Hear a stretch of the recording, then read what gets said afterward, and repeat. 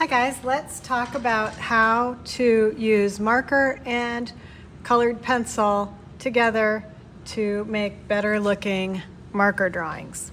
Okay, take your hand, make a little dot where your long finger begins and ends. All right, just looking for an approximate size. Here I have a half sheet of paper. It used to be a full sheet of paper, but we cut it down the middle. It's a half sheet of paper. I'm gonna write my name here, my period here. All right, I've got my measurement for my letter. Now, you can do any letter you like. I think I'll do the letter A. So I'm gonna draw dark. I want you to draw light so you can erase it later. Okay, here's an A. Now I have to give that letter thickness for this project. So I'll be doing that, and I'm also gonna need a light source. So I'm gonna pretend like the sun is here. I'll draw a little sun, and I can thicken my letter up. I can use bubbles or straight lines. I think I'll do a bubble letter. So what I'm gonna do is I'm going to draw sort of a thick shell around my letter. And then there's a hole in the A. All right, so your letter should be like about this big. Okay, now I'm gonna erase that middle section. You're gonna need a marker and a couple of pencils. You need a marker for the body of your letter to put your color in. You're gonna need a white pencil that is a Prismacolor. Make sure it does not say Rosart. It needs to say Scholar Prismacolor. If you can't find one, come talk to me. You're gonna need a marker to do the body of your letter. If your marker is drying up, go grab a different marker and come give the dry marker to Miss L, and I'll get rid of it. You're gonna need a dark color for shadows. Shadows are not black, you guys. Shadows aren't black. They're usually a darker version of the color that you're using. Shadows can also be different colors depending on reflected light. Like if you're standing next to a huge blue building, you might actually see a little blue show up in your shadows. So shadows can do all kinds of tricky things, but they're usually not black. Okay, so I've erased the center line here. I've got my marker. I've got my shadow color. If you go to the large supply table up by Miss L, you'll find that there are pencil sharpeners. You're free to use these and return them up to the supply table when you're done.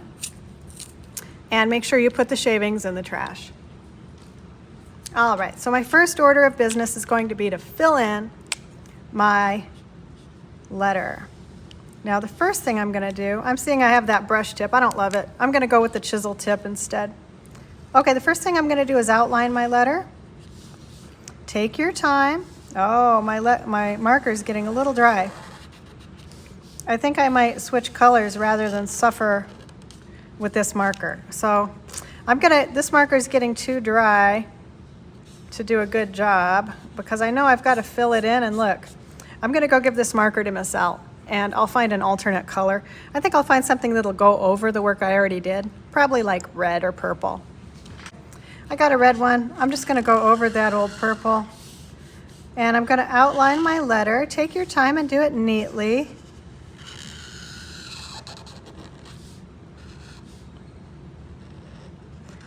All right, now, when you go to fill in your letter, you wanna do it in a linear way so your marker looks nice and neat. Think about sometimes how they mow lawns where they're in perfect lines.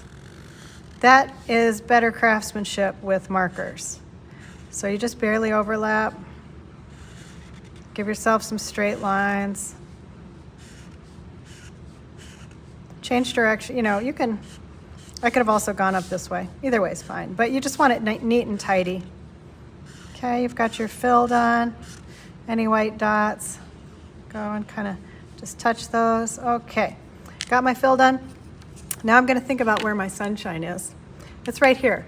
If you imagine standing in the sun in Phoenix, like with a tank top on, you know the place the sun's hitting is getting really hot. So I'm gonna bring my Prismacolor white marker or pencil over, and I'm gonna use pretty strong pressure And you're going to see that you can build up a lot of pigment there. Okay, that's where the sun is hitting strongest. But I know the sun will hit the whole side of this thing. Okay, so I'm building up a line of Prismacolor where I think the sun will hit. I think it could catch in here just a little bit. Might catch just a little bit in here. So what you can do to help you think if you want to is draw some skinny lines doing this, because that's how the sun's going to hit. Okay. All right. So I've got my lines. I have to confess, my marker is still a little damp. I should let it dry a little bit. All right. I'm going to build up some highlight areas along here. Let the dark cap here still exist. And we're going to build up some lines. Now I'm going to do a blend. And what I'm going to do is I've got a hard white line where the sun hits. Now I'm going to do soft round circles, and I can zoom in on that. Soft round circles.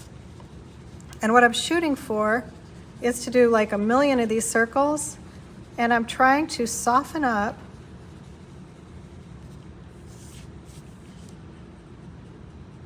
that line. If I still see a hard line, I need to keep working. Okay, I still see a hard line here. Oh, wait. If I see a hard line, I've got to keep working. I see a hard line, white go into red. I don't want that strong difference. So I'm just going to build up a lot of softness. Many, many small round circles. And do you see how I'm creating a nice blend on that letter? Okay, keep going, keep going, keep going. Now I don't need to always use white. I could use a lot of light colored pencils. Okay, I've got a hard edge here on this highlight. I can also choose to come in here and soften that edge up. Okay. Now I'm going to come in here. So this makes my letter look 3D. And this is also a really great way to make your marker drawings look really rich, not just flat and cartoony. You can give them really a professional look this way. Let's see how things are looking 3D. Now I'm going to do the opposite thing where the shadows are. And the shadows are going to be in the opposite place from where the light is. Okay, so if the sun's here, I'm going to have shadow here. So I'm going to draw the dark shadow color right up into the edge of my original color. Make sure you're using a Prismacolor because they lay down more pigment. Okay. Now, once again, I'm going to use that same technique to do lots of little circle drawings. Anywhere I see a strong difference between the blue and the red, I'm going to come in with many, many more tiny light pressure circles. And I'm just going to drift it out, and I'm creating a really nice shadow. You can erase Prisma, but it doesn't erase really great. I just made a mistake. I'm going to have to try to erase that, but it doesn't love erasing, but it can kind of erase. Okay, and I'm going to run that up there. Many, many round strokes.